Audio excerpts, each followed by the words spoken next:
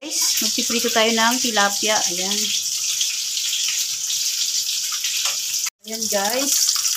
Magprito tayo ng tilapia. Ayan. Ayan, pwede na siya.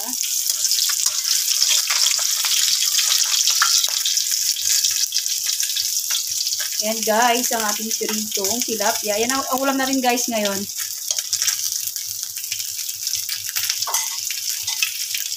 Itong tilapia, saka gulay.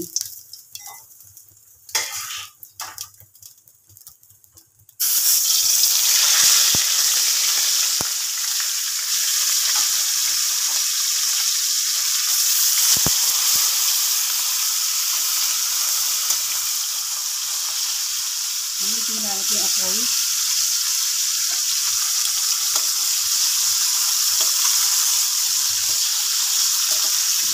Balikan natin maya-maya guys kapag luto na.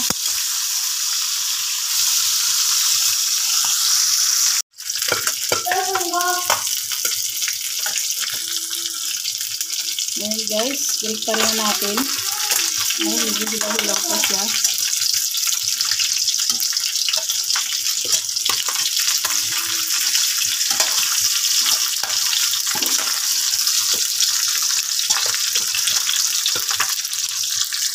Ayan guys, luto na ang ating tilapia. Ayan.